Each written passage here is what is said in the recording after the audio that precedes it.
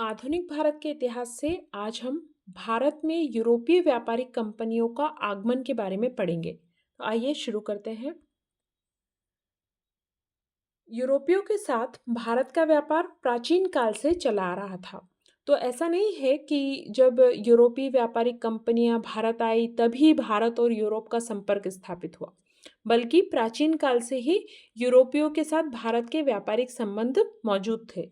और यह व्यापार मुख्यतया 3 मार्गों से होता था: उत्तरी मार्ग, मध्य मार्ग और दक्षिण मार्ग। जो उत्तरी मार्ग था वो अफगानिस्तान और मध्य एशिया से होता हुआ कैस्पियन सागर, काला सागर की ओर जाता था और कुस्तुनतुनिया या कॉन्स्टेंटिनोपल जाकर समाप्त होता था। इसी तरह से मध्य मार्ग फारस, जो कि वर्तमान में जिसे ईरान के नाम से हम जानते हैं, फारस तथा सीरिया से होता हुआ भूमध्य सागर के तट पर लेबनान तक पहुंचता था। और तीसरा जो दक्षिणी मार्ग था, ये जल मार्ग था, जो अरब सागर, फारस की खाड़ी, लाल सागर से मिस्र होता हुआ भूमध्य सागर के तट पर स्थित सिकंदरिया तक जाता था। तो ये मुख्य मार्ग थे। यहाँ से मुख्यतः जो अरब के व्यापारी थे वो सामान खरीदते थे भारत से, और इन रास्तों से वो यूरोप के व्यापारियों को बेचते थे। और फिर आगे वेनिस और जेनेवा के व्यापारी भारतीय माल को दूसरे यूरोपीय देशों तक पहुंचाते थे। तो इस तरह से प्राचीन काल से ही भारत और यूरोप का व्यापार चलता आ रहा था।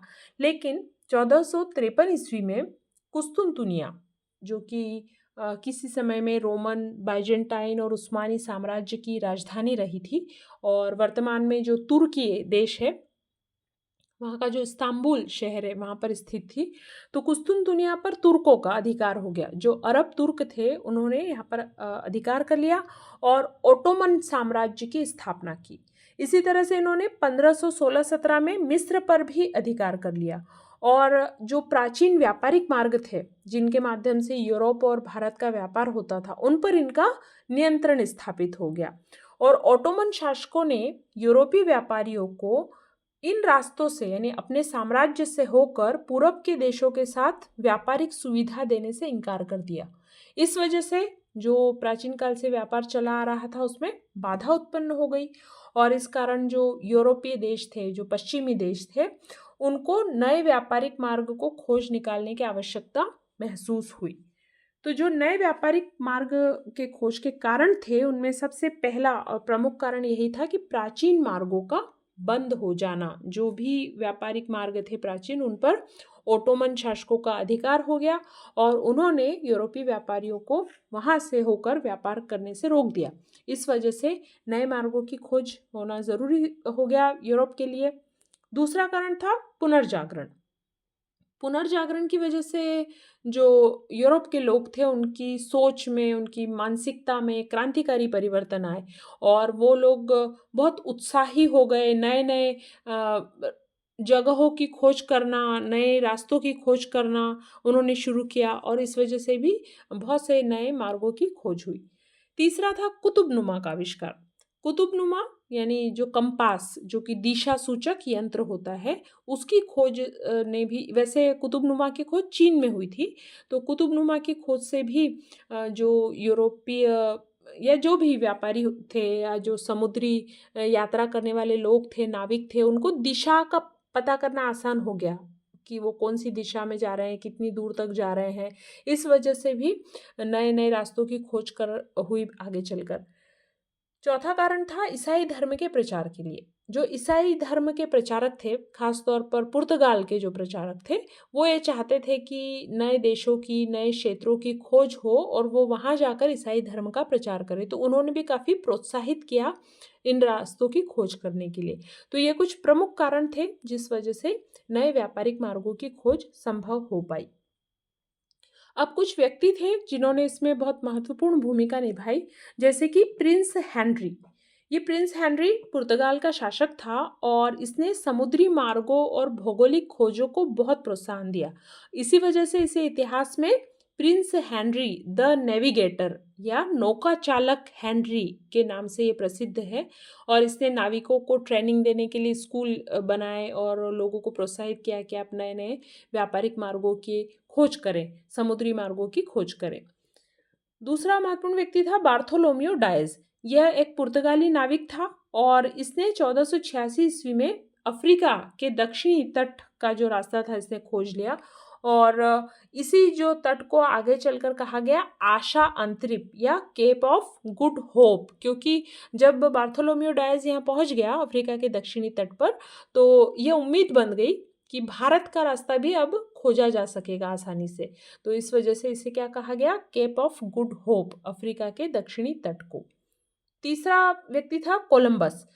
1494 ईस्वी में कोलंबस स्पेन से निकला भारत का रास्ता ढूंढने के लिए। तो कोलंबस कहाँ का निवासी था, स्पेन का निवासी था और यह भारत का रास्ता ढूंढने के लिए निकला, लेकिन ये पहुंच गया उत्तरी अमेरिका और जो अभी वर्तमान का जो अमेरिका है उसकी इसने उसका रास्ता खोज लिया। चौथा था वास्को डी गामा। 1498 ईस्वी में यह पुर्तगाली नाविक भारत तक पहुंचने के लिए इसने एक रास्ता खोज निकाला और ये कालीकट पहुंचा। भारत का जो केरल में बंदरगाह है, एक प्रसिद्ध बंदरगाह कालीकट, वहां पर ये पहुंचा 1498 ईस्वी में। और ये कहाँ का निवासी था, पुर्तगाल का। तो ये पुर्तगाली नाविक था। तो कई बार हम लिखा हुआ पढ़ते हैं कि भारत की खोज वास्को डी गामा ने की, अमेरिका की खोज कोलंबस ने की। मतलब खोज नहीं की, भारत भी वहीं था, अमेरिका भी वहीं था, लेकिन वहां तक पहुंचने के रास्तों की खोज की, समुद्री मार्गों की खोज की इन लोगों ने। तो इस तरह से जब ये व्यापारिक मार्ग ढूंढ लिए गए तो फिर क्या हुआ, बहुत सी व्यापारिक कंपनियों की स्थापना हुई जो कि भारत के साथ और और भी पूर्वी देश थे जैसे इंडोनेशिया है, मालदीव है, इनके साथ ये व्यापार करने के लिए अलग अलग कंपनियों की स्थापना हुई। जैसे पुर्तगाली ईस्ट इंडिया कंपनी जो कि 1498 ईस्वी में बनी। अंग्रेजी ईस्ट इंडिया कंपनी, इसकी स्थापना हुई थी 1600 ईस्वी में। इसको लेकर कई बार प्रश्न पूछा जाता है, इसलिए याद रखिएगा कि अंग्रेजी ईस्ट इंडिया कंपनी की स्थापना 1600 ईस्वी में हुई थी। डच ईस्ट इंडिया कंपनी 1602 ईस्वी में बनी। डेनिश ईस्ट इंडिया कंपनी 1616 ईस्वी में बनी। डेनिश डेनमार्क के निवासी थे और डच हॉलैंड या नीदरलैंड जिसे कहा जाता है उसके निवासी थे।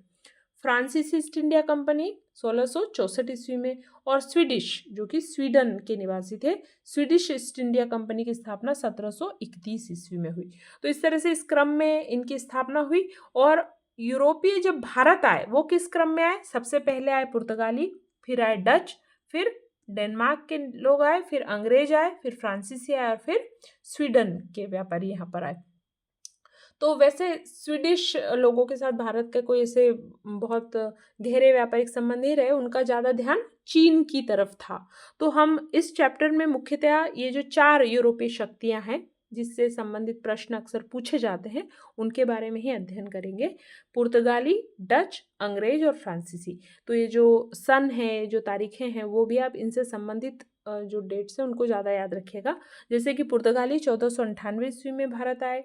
डच, जो पहला एक डच व्यक्ति था वो 1596 में आया था, लेकिन डच के साथ जो व्यापारिक कंपनी की स्थापना के बाद व्यापार शुरू हुआ 1605 में। तो कुछ पुस्तकों में आपको ये तारीख मिलेगी 1596 और कुछ में मिलेगी 1605। अंग्रेज भारत में कब आए, 1608 ईस्वी में। और फ्रांसीसी कब आए, 1667 ईस्वी में।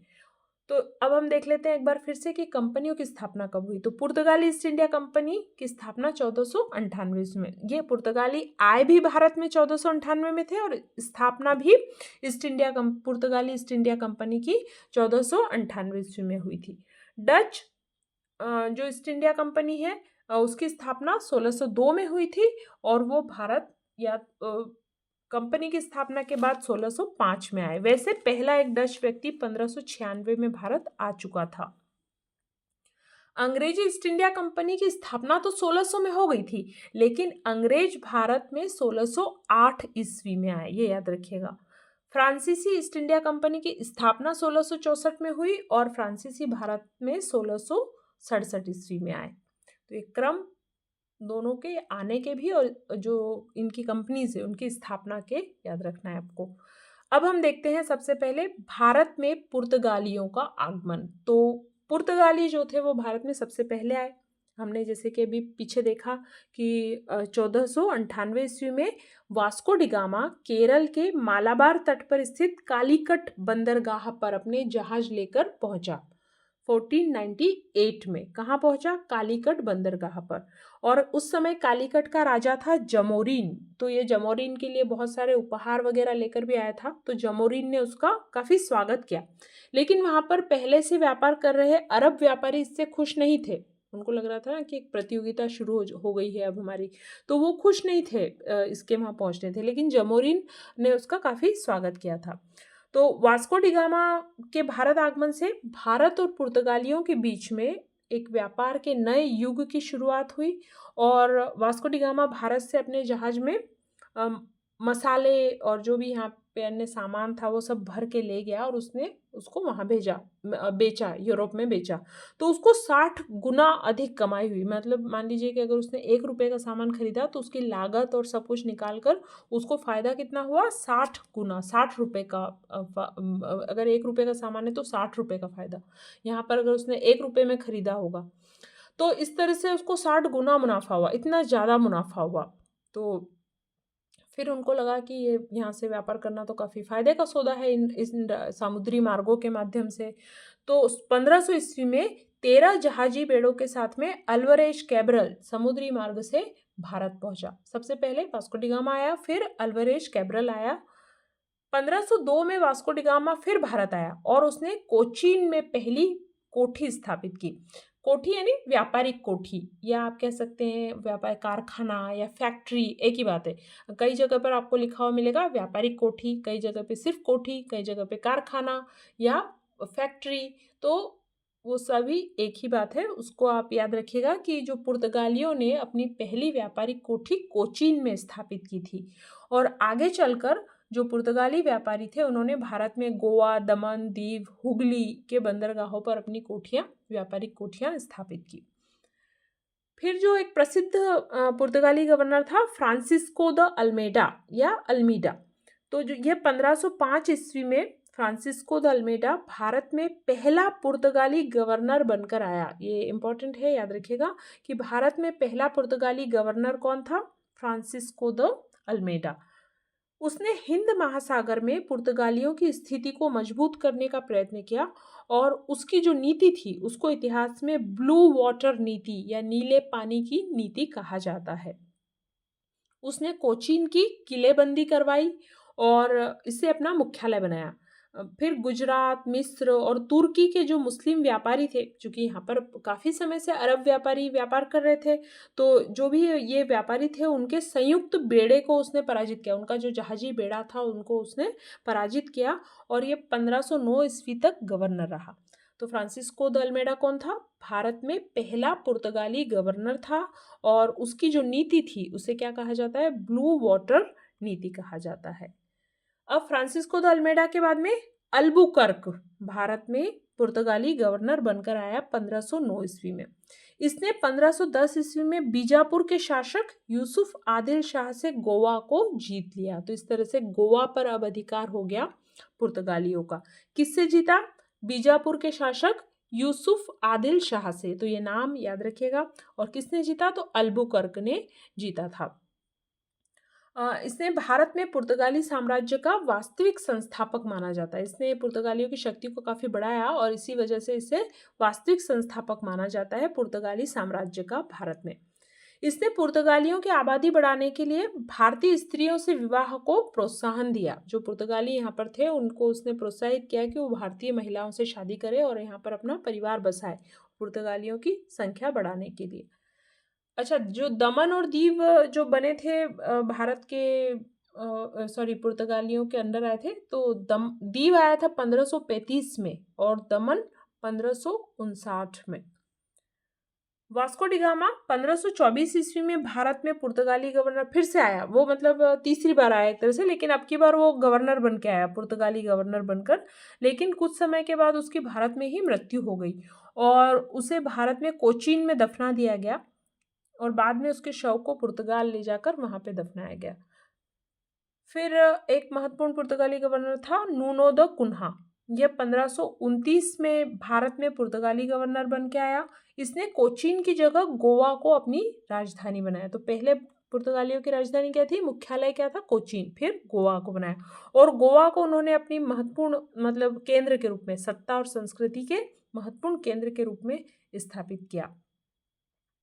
कुन्हा ने दमन और दीव में, मद्रास में सेंट थॉम, बंगाल में हुगली में पुर्तगाली बस्तियों की स्थापना की और पश्चिम के साथ पूर्वी तट पर भी पुर्तगालियों के व्यापार का विकास किया।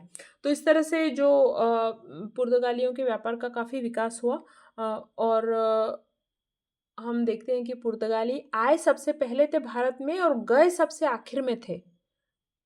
1961 में पुर्तगालियों का शासन गोवा से समाप्त हुआ था। तो इस तरह से जो पुर्तगाली सबसे पहले आए और गए सबसे आखिर में, ये याद रखिएगा। अब पुर्तगाली जो इतने समय तक यहाँ पर रहे तो इनका काफ़ी प्रभाव भी रहा हमारे भारत पर।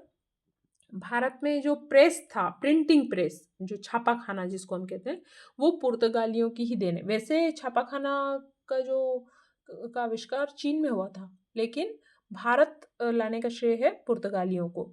इसके अलावा हमारी जो रोज़मर्रा की खाने की चीज़ें जैसे आलू, टमाटर, लाल मिर्च, पपीता, अनानास, काजू, तंबाकू, इससे भी भारतीयों का परिचय पुर्तगालियों के माध्यम से हुआ। तो आज हमारे खाने में लाल मिर्च बहुत कॉमन है भारत में, लेकिन ये भारत पुर्तगाली लेकर आए थे। तो इस तरह से यहाँ पर इनका ये प्रभाव पड़ा। अब भारत में जो यूरोपीय शक्तियों में अगर हम देखें तो पुर्तगाली सबसे पहले आए और गए सबसे आखिर में 1961 में। लेकिन अपनी शक्ति के विस्तार के साथ ही पुर्तगालियों ने भारतीय राजनीति में भी हस्तक्षेप करना शुरू कर दिया। लेकिन 18वीं सदी आते आते भारतीय व्यापार के क्षेत्र में उनका प्रभाव जाता रहा और उनके पतन के महत्वपूर्ण कारण थे अल्बुकर्क के अयोग्य उत्तराधिकारी। उसके जो उत्तराधिकारी थे वो उसकी तरह योग्य नहीं थे। धार्मिक असहिष्णुता की नीति, मतलब ये जो ईसाई धर्म के प्रचार के लिए काफ़ी प्रयास कर रहे थे और यहाँ पर जो दूसरे धर्म के लोग थे उनके साथ उनका व्यवहार अच्छा नहीं था। दोषपूर्ण प्रशासनिक व्यवस्था, इनकी जो प्रशासनिक व्यवस्था थी पुर्तगालियों की, वो भी अच्छी नहीं थी, क्योंकि जो कर्मचारी थे उनके वेतन बहुत कम थे, भ्रष्टाचार काफ़ी ज़्यादा था, रिश्वत लेते थे। तो आम जो जनता थी उनमें इनकी एक अच्छी छवि नहीं थी पुर्तगालियों की। फिर इनके संसाधन काफ़ी सीमित थे, मतलब पुर्तगाल जो है धन और जन दोनों ही साधनों से अगर देखा जाए तो काफ़ी इनका सीमित संसाधन थे। इस वजह से भारत जैसा जो विशाल देश था उसको अब अधिकार में रखना संभव नहीं था इनके लिए। और जब उनका संघर्ष दूसरी शक्तियों से हुआ, जैसे अंग्रेजों से हुआ, डचों से हुआ, यहाँ पे मुगल से हुआ, मराठों से हुआ, तो इतने सीमित संसाधनों में ये संभव नहीं था इनसे मुकाबला करना। साथ ही मुगल शक्ति का विस्तार हुआ। जिस समय पुर्तगाली भारत आए उस समय अगर हम देखें तो केरल का जो मालाबार तट था वहाँ पे कोई शक्तिशाली साम्राज्य नहीं था। बहुत से छोटे छोटे से राज्य थे जिनके बीच में अक्सर लड़ाइयाँ होती रहती थी और इसी का फायदा पुर्तगालियों ने उठाया था। लेकिन आगे चलकर भारत में मुगल साम्राज्य की स्थापना हुई, जिससे कि पूरा जो उत्तर भारत था वो उनके अधीन हो गया। फिर वो दक्षिण की तरफ भी बढ़े और दक्षिण में जब उनका विस्तार हुआ तो जो पुर्तगाली अपना साम्राज्य बढ़ा रहे थे वो रुक गया। फिर ब्राज़ील की खोज हो गई। इस तरह से जो दक्षिण अमेरिका में इन्होंने ब्राज़ील की खोज कर ली, यानी ब्राज़ील का जो रास्ता ढूंढ लिया और उनका सारा ध्यान भारत की जगह पर इस नई बस्ती की ओर चला गया और भारत की जो बस्ती थी उसको उन्होंने थोड़ी उपेक्षा कर दी। इस वजह से भी यहाँ पर उनकी स्थिति काफ़ी खराब हो गई। मराठों का उत्थान हुआ। जो 17वीं और 18वीं शताब्दी में दक्षिणी भारत में मराठे काफ़ी शक्तिशाली हो रहे थे। शिवाजी ने जब अपना साम्राज्य स्थापित किया तो उस वजह से भी पुर्तगालियों की शक्ति को काफ़ी चोट पहुंची थी और पुर्तगालियों से बहुत सारी बस्तियां मराठों ने छीन ली थी, जैसे घाना, सालसेट, बसीन, ये बस्तियां छीन ली थी। फिर जो यहाँ पर डच और अंग्रेज शक्तियाँ थी, जो यूरोपीय प्रतिद्वंदिता आ गई थी, मतलब एक तरह से जो यूरोपियन राइवलरी कह सकते हैं आपकी, उनके साथ भी इनका संघर्ष होता रहा और ये भी इनके पतन का एक कारण बना। फिर स्पेन ने पुर्तगाल पर अधिकार कर लिया था। 1580 में स्पेन ने पुर्तगाल पर अधिकार कर लिया और इस वजह से भी पुर्तगालियों के हितों की अवहेलना होने लगी और इनका जो यहाँ पर साम्राज्य था वो काफ़ी कमज़ोर हो गया। तो ये कुछ कारण थे जिस वजह से भारत में पुर्तगाली शक्ति का पतन हुआ। दूसरी जो यूरोपीय शक्ति थी जो भारत आई वो थे डच। तो भारत में डचों का आगमन अब हम देखते हैं। डच हॉलैंड या नीदरलैंड के निवासी थे। डच वैसे स्वभाव तो एक व्यापारिक जाति थी और ये लिस्बन बंदरगाह पर आने वाले जो एशियाई देशों के माल को अपने जहाज़ों पे लाद कर दूसरे देशों को ले जाते थे। लेकिन पुर्तगाल पे जब स्पेन का अधिकार हो गया तो ये बंदरगाह बंद हो गया। लिस्बन पुर्तगाल में स्थित है, तो ये लिस्बन बंदरगाह पे जो सामान आता था उसी को आगे बेचते थे। लेकिन जब स्पेन का वहाँ पे अधिकार हुआ तो फिर ये बंदरगाह बंद हो गया डच डच के व्यापारियों के लिए। तो डच व्यापारी भी पुर्तगालियों की तरह पूर्वी देशों से व्यापार करना चाहते थे और डचों का मुख्य उद्देश्य दक्षिण पूर्व एशिया के जो मसाला बाजार थे वहाँ पर सीधा प्रवेश करना था। तो 1596 ईस्वी में कॉर्नेलियस हाउटमैन के नेतृत्व में डचों का पहला दल भारत पहुंचा और 1597 में बहुत से माल के साथ वापस लौटा। अभी हमने जब देखा था कि डच भारत में सबसे पहले कब आए थे, तो यही जो कॉर्नेलियस हाउटमैन था ना, ये 1596 में सबसे पहले भारत आया था और ये भारत बहुत सारा सामान लेकर भारत से अपने देश गया। फिर आगे चलकर पूर्वी देशों के साथ व्यापार करने के लिए 8 डच कंपनियां स्थापित हो गई। पहले तो शुरुआत में कितनी 8 कंपनियां बनी, लेकिन बाद में इन सब कंपनियों को मर्ज कर दिया गया और 1602 ईस्वी में फिर एक कंपनी बनी, इनको मिलाकर United Dutch east India company. ये जो कंपनी थी इसको पूर्वी देशों के साथ व्यापार करने का एकाधिकार मिल गया और साथ ही इनको इस कंपनी को युद्ध करने, संधि करने और अन्य क्षेत्रों पर अधिकार करने, वहाँ पर अपने दुर्ग यानी अपना जो किला स्थापित बनाने की भी अनुमति दे दी गई। डचों के आने से पहले पूर्व में पुर्तगालियों का पूरे व्यापार पर एकाधिकार था, तो डचों के लिए ज़रूरी था कि वो पुर्तगालियों से संघर्ष करें और सफल हो, तभी वो सफल हो सकते थे व्यापार करने के लिए इस क्षेत्र में।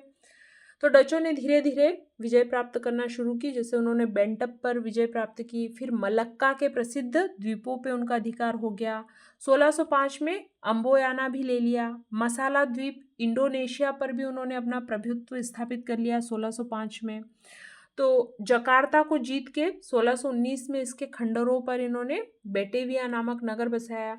तो ये जो पूर्वी देश हैं, जो जैसे इंडोनेशिया, जो मलक्का, ये सारा जो क्षेत्र है, ये जो क्षेत्र है ना, अम्बोयाना, बेंटम, ये भी सब इंडोनेशिया के ही द्वीप थे।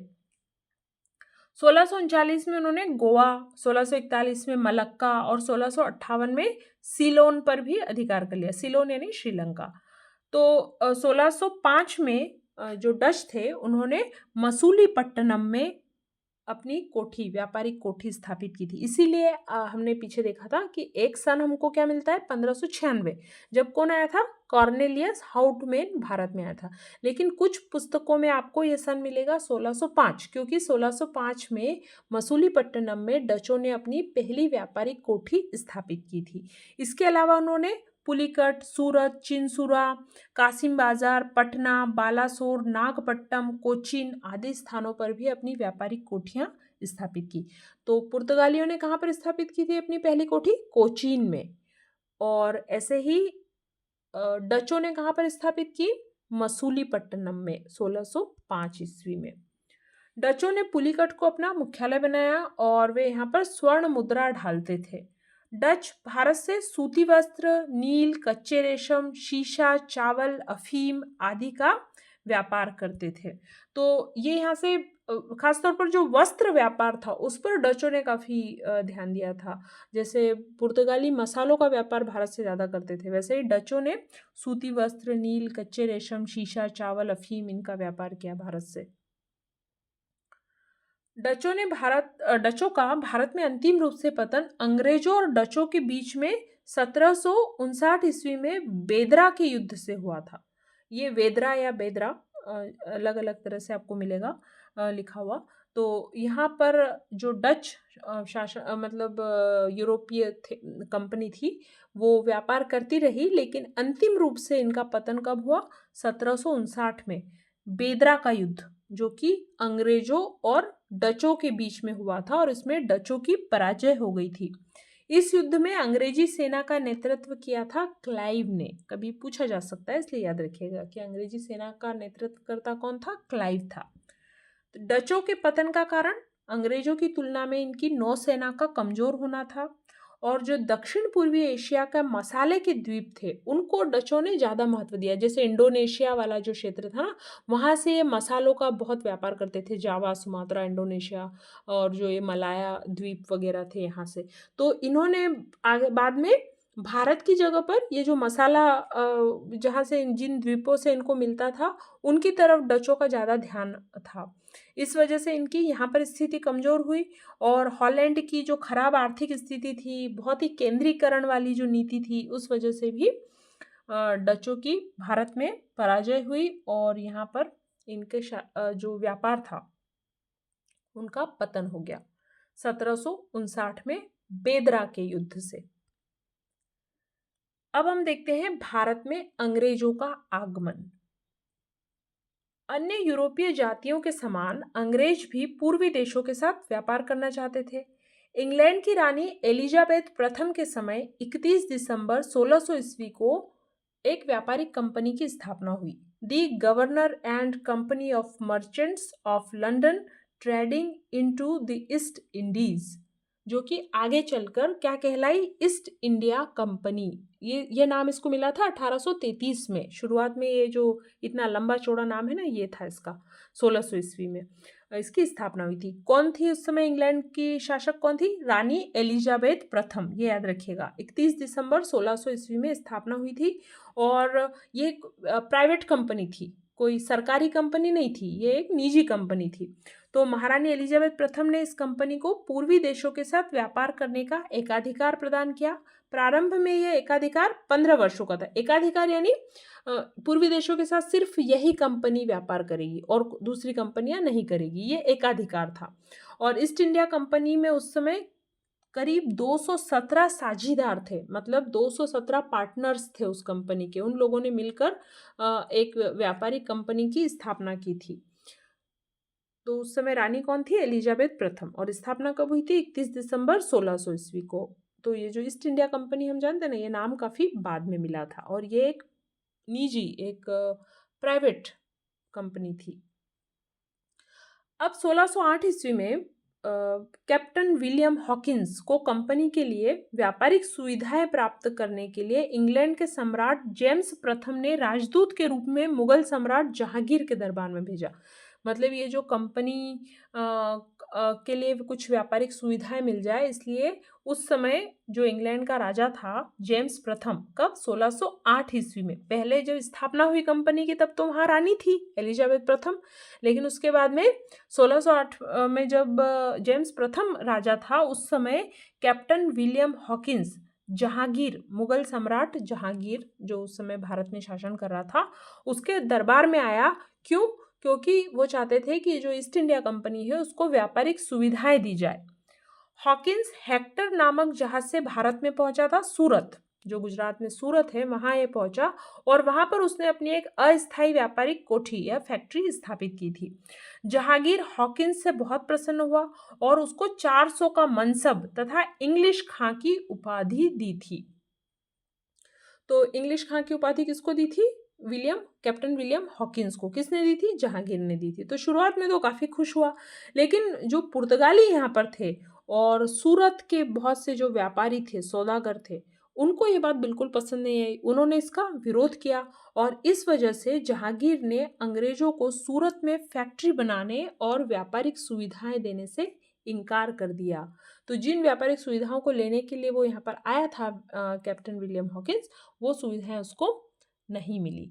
तो जो सूरत में फैक्ट्री बनाने की शुरुआत हुई थी, वो भी रुक गया काम वहाँ पर। वो मतलब फैक्ट्री पूरी तरह से बन नहीं पाई। शुरुआत कब हुई? 1608 में, जब कैप्टन विलियम हॉकिंस यहाँ पर आया था, लेकिन जहांगीर ने उन सब काम को रोक दिया।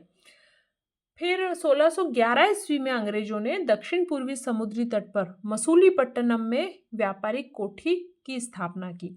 तो कई बार ये प्रश्न बनता है और इसको लेकर कंफ्यूजन भी होता है कि पहली व्यापारिक कोठी अंग्रेजों ने कहाँ स्थापित की।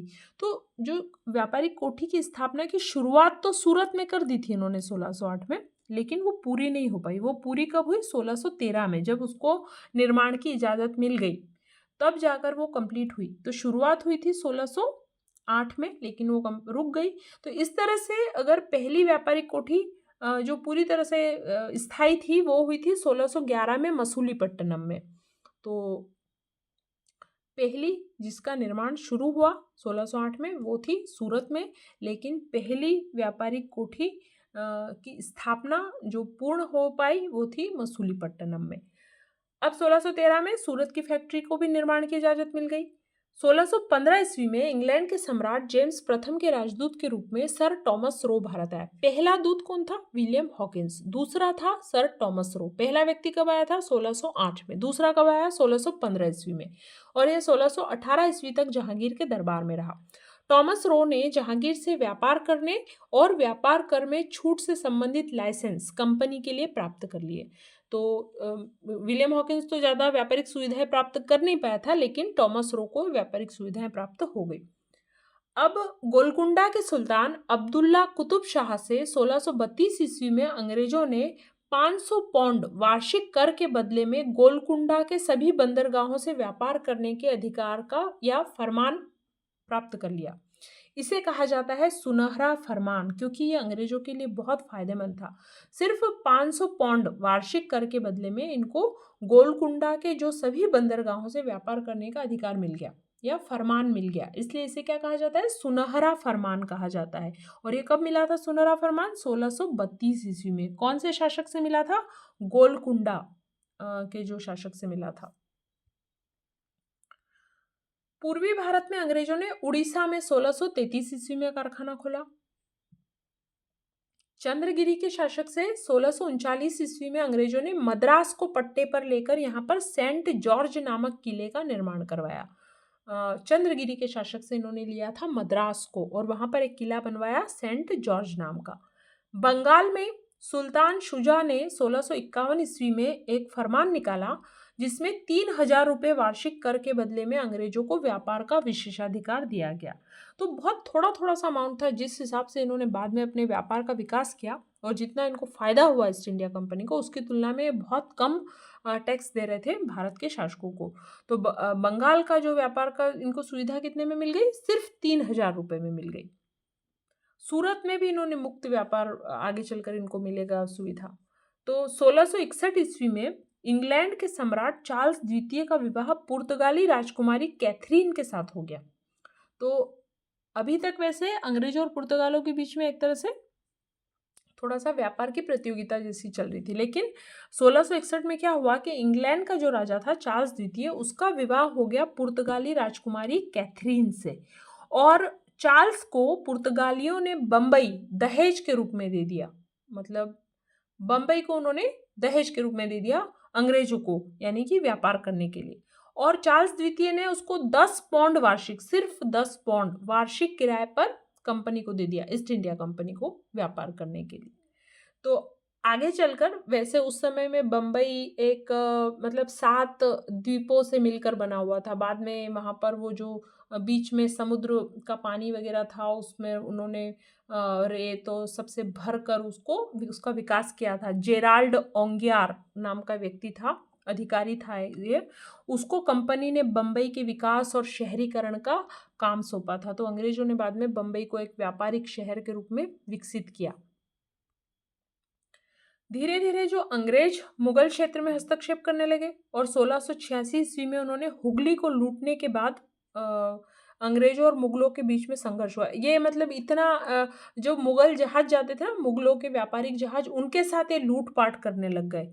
और फिर इस वजह से क्या हुआ, उस समय राजा वहाँ का मुगल शासक था औरंगजेब, जो इस बात से बहुत नाराज हुआ और अंग्रेजों और मुगलों के बीच में संघर्ष हुआ और जो ईस्ट इंडिया कंपनी थी उसको सूरत, मसूलीपट्टनम, विशाखापट्टनम जैसे क्षेत्र खोने पड़े। फिर अंग्रेजों ने माफ़ी मांगी औरंगजेब के सामने जाकर और अंग्रेज अधिकारी जॉन चाइल्ड और औरंगजेब के बीच में एक समझौता हुआ और 1.5 लाख रुपए मुआवजा देने के बदले में फिर से व्यापार के अधिकार औरंगजेब ने अंग्रेजों को दे दिए। तो अभी अगर हम भारत में अंग्रेजों के इतिहास को देखें तो शायद औरंगजेब ही ऐसा शासक था जिसके सामने जाकर इनको गिड़गिड़ाना पड़ा था, माफ़ी मांगनी पड़ी थी और फिर इनको वापस से व्यापारिक अधिकार मिले थे।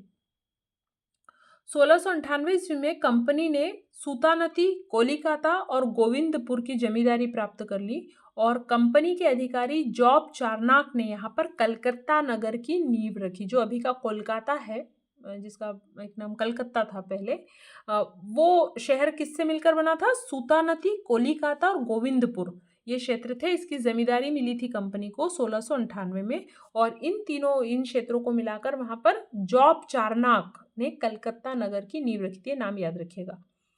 कलकत्ता में इन्होंने फोर्ट विलियम नामक किले का निर्माण किया और इसका प्रथम अध्यक्ष था चार्ल्स आयर। ये कुछ फैक्ट्स हैं जो आपको याद रखना है।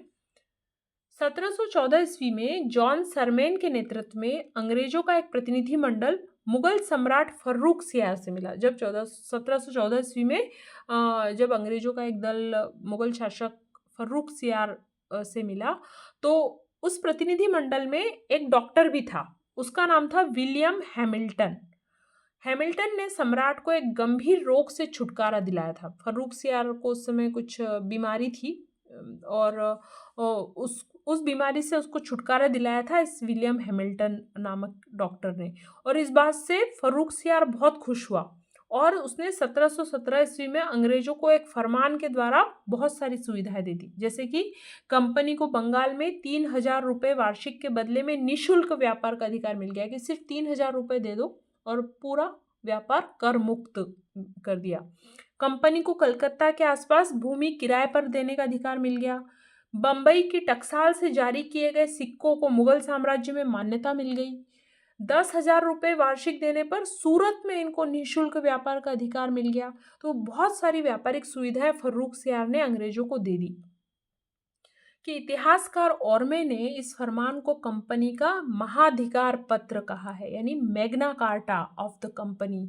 यह एक महाअधिकार पत्र था जिसे इंग्लिश में कहते हैं Magna carta of the company कहा है।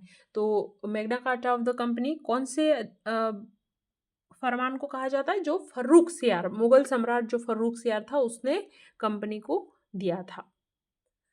अब अंग्रेजों ने बहुत सारी व्यापारिक कोठियां भारत में स्थापित की थी, जो हम देख लेते हैं। तो सबसे पहले, जैसे कि अभी हमने पीछे देखा था, 1608 में अस्थाई फैक्ट्री की शुरुआत हुई थी सूरत में, जो कि स्थायी कब हुई?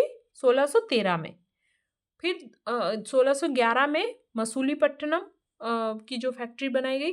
तो इसमें अक्सर कंफ्यूजन रहता है कि पहले शुरुआत कौन सी हुई थी। तो शुरुआत सूरत की बनाने की हुई थी, लेकिन पहली फैक्ट्री बनी थी मसूलीपट्टनम की। और सूरत वाली फैक्ट्री कंप्लीट कब हुई? 1613 ईस्वी में स्थायी हुई थी ये जाकर। 1616 में अहमदाबाद में, 1632 में गोलकुंडा में, 1633 में बालासोर उड़ीसा में, 1639 में मद्रास में, 1651 में हुगली में, 1669 में बम्बई में और 1700 ईस्वी में कलकत्ता में। ये कुछ महत्वपूर्ण व्यापारिक कोठियों की स्थापना अंग्रेजों द्वारा की गई थी। अब इनमें से जो 3 प्रेसिडेंसीज, यानी 3 इनके मुख्यालय थे जिन्हें प्रेसिडेंसी कहा जाता है, कौन कौन सी? कलकत्ता, मद्रास और बम्बई। ये 3 प्रेसिडेंसीज थी अंग्रेजों की, जहाँ से ये अपने पूरे साम्राज्य का संचालन करते थे। तो कलकत्ता में इन्होंने जो किला बनाया उसका नाम था फोर्ट विलियम। हम जब आगे अंग्रेजों के बारे में और विस्तार से पूरा जो अंग्रेजी शासन के बारे में पढ़ेंगे तो अब इनका नाम आएगा। कलकत्ता में जो किला अंग्रेजों द्वारा बनवाया गया उसका नाम था फोर्ट विलियम। ऐसे ही मद्रास में इन्होंने जो किला बनवाया उसे कहा जाता था फोर्ट सेंट जॉर्ज के नाम से प्रसिद्ध, फोर्ट सेंट जॉर्ज। और पौंडीचेरी में जो किला बनाया वो था फोर्ट लुई। तो ये नाम याद रखिएगा। फिर इसके आगे का जो अंग्रेजों का इतिहास है वो हम अगले जो चैप्टर्स हैं, जैसे कि कर्नाटक का युद्ध, जिसमें अंग्रेजों और फ्रांसीसियों के बारे में युद्ध का वर्णन करेंगे। हमें पूरे अब सारे जो आधुनिक भारत में 1947 तक अंग्रेजों के बारे में ही पढ़ना है। तो भारत में डेनमार्क के व्यापारियों के आगमन, इससे संबंधित ज़्यादा प्रश्न पूछे नहीं जाते हैं, सिर्फ 1-2 फैक्ट्स हैं जो आप याद रखिएगा कि जो डेनमार्क के निवासी थे और ये 1616 ईस्वी में भारत आए थे। इन्होंने तमिलनाडु के ट्रांकोबार में 1620 ईस्वी में और बंगाल के सेरामपुर में 1755 ईस्वी में अपने व्यापारिक केंद्र स्थापित किए थे। तो पहले तमिलनाडु के ट्रांकोबार में 1620 में और 1755 में सेरामपुर में, बंगाल के सेरामपुर में अपने व्यापारिक केंद्र बनाए। सेरामपुर भारत में मिशनरियों के लिए एक सुरक्षित आश्रय स्थल बन गया था। 1845 ईस्वी में डेनमार्क ने सेरामपुर को अंग्रेजों को सौंप दिया। तो डेनमार्क का भी कोई बहुत विस्तार इन्होंने भी अपने व्यापार का यहाँ पर भारत में हमको देखने को नहीं मिलता है, और 1835 में इन्होंने सेरामपुर अंग्रेजों को सौंप दिया। अब हम देखते हैं भारत में फ्रांसीसियों का आगमन। फ्रांस के सम्राट लुई 14 के मंत्री कोलबर्ट के प्रयासों से 1664 ईस्वी में फ्रांसीसी ईस्ट इंडिया कंपनी की स्थापना की गई। इस कंपनी पर फ्रांसीसी सरकार का नियंत्रण था। अभी जिससे हमने देखा था जो अंग्रेजी ईस्ट इंडिया कंपनी थी वो कैसी कंपनी थी? प्राइवेट कंपनी थी। और फ्रांसीसी कंपनी एक सरकारी कंपनी थी जिस पर सरकार का पूरा नियंत्रण था। फ्रैंको केरो के नेतृत्व में पहला फ्रांसीसी दल 1667 ईस्वी में भारत पहुंचा और पहली व्यापारिक कोठी 1668 में इन्होंने बनाई सूरत में। गोलकुंडा के शासक की अनुमति से 1669 में मसूलीपट्टनम में दूसरी कोठी बनाई और फ्रांसिस मार्टिन को इन दोनों कोठियों का अध्यक्ष बना दिया गया। तो जो लुई 14 वहाँ का फ्रांस का राजा था, उसके समय में फ्रांसीसी ईस्ट इंडिया कंपनी की स्थापना हुई और 1659 में ये भारत पहुंचे। इन्होंने अपनी पहली व्यापारिक कोठी कहाँ बनाई? सूरत में बनाई। फ्रांसिस मार्टिन ने तंजौर के शासक से मद्रास के लगभग 15 मील दक्षिण में एक स्थान प्राप्त किया और 1673 ईस्वी में वहां पर पौंडीचेरी की स्थापना की, जो कि भारत में फ्रांसीसी बस्तियों का केंद्र बना। ठीक है, ये याद रखिएगा कि पौंडीचेरी की स्थापना कब हुई थी? 1673 ईस्वी में। अभी हम क्या कहते हैं पौंडीचेरी को? पुदुचेरी। तो उसकी स्थापना फ्रांसीसियों ने की थी।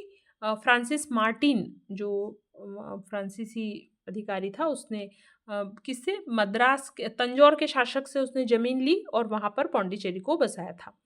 बंगाल में मुगल गवर्नर शाइस्ता खां से 1674 में जगह प्राप्त कर वहां पर 1690 से 92 के दौरान इन्होंने चंद्रनगर की प्रसिद्ध बस्ती स्थापित की थी। ये भी इंपॉर्टेंट है, याद रखिएगा कि जो चंद्रनगर की बस्ती थी वो उसकी फ्रांसीसियों ने, अच्छा पहले तो ये कि चंद्रनगर किसकी बस्ती थी? फ्रांसीसियों की बस्ती थी। और ये बंगाल का जो मुगल गवर्नर शाइस्ता खां था उससे इन्होंने ये जगह प्राप्त की थी और फिर वहाँ पर स्थापना की थी। और पौंडीचेरी तंजौर के शासक से जगह प्राप्त की थी।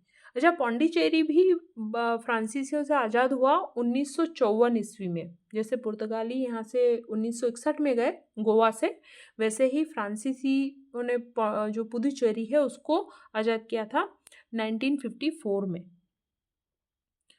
तो जब इन्होंने चंद्रनगर की बस्ती बसा ली, फिर डचों और फ्रांसीसियों के बीच में संघर्ष शुरू हो गया इसी बीच, और डचों ने पौंडीचेरी पे अधिकार कर लिया। 5 सालों के बाद रिजविक की संधि से पौंडीचेरी फ्रांसीसियों को वापस मिला। फ्रांसिस मार्टिन को पौंडीचेरी का गवर्नर बनाया गया और उसने पौंडीचेरी को बहुत समृद्धशाली बनाया। उसने बहुत विकास किया वहाँ पर। अभी भी हमको पौंडीचेरी में काफ़ी जो आर्किटेक्चर है, जो वहाँ का कल्चर है, उस पर फ्रांसीसियों का प्रभाव दिखाई देता है। 1735 ईस्वी में ड्यूमा पौंडीचेरी का गवर्नर बनकर आया। इसके समय फ्रांसीसी व्यापार का बहुत विकास हुआ। 1742 ईस्वी से पूर्व फ्रांसीसियों का मूल उद्देश्य क्या था? सिर्फ व्यापारिक लाभ कमाना था। लेकिन इसके बाद में जब डुप्ले पौंडीचेरी का गवर्नर बना तो राजनीतिक लाभ व्यापारिक लाभ से ज़्यादा महत्वपूर्ण हो गए। मतलब वो देख रहे थे ना, जैसे कि अंग्रेज भी यहाँ पर हस्तक्षेप कर रहे थे, राजनीतिक ताकत बनने की कोशिश कर रहे थे। तो फ्रांसीसियों ने भी व्यापारिक के साथ साथ जो राजनीतिक हस्तक्षेप करना शुरू किया, राजनीतिक लाभ उठाने का प्रयास करना शुरू किया। और डुप्ले की ये जो महत्वाकांक्षा थी उसने ही भारत में फ्रांसीसियों के पतन का मार्ग प्रशस्त किया। आगे चलकर हम देखेंगे जो अगले वीडियो में कि जो कर्नाटक का युद्ध, कर्नाटक के 3 युद्ध हुए थे वो अंग्रेजों और फ्रांसीसियों के बीच में हुए थे। तो ये जो इन यूरोपीय कंपनियों की जो राजनीतिक महत्वाकांक्षाएं बढ़ रही थी उसी के कारण आगे चलकर इनमें ही संघर्ष होने लगा और इसमें जो सबसे ताकतवर था उसी का भारत पर शासन रहा, बाकी का शासन यहाँ से समाप्त हो गया।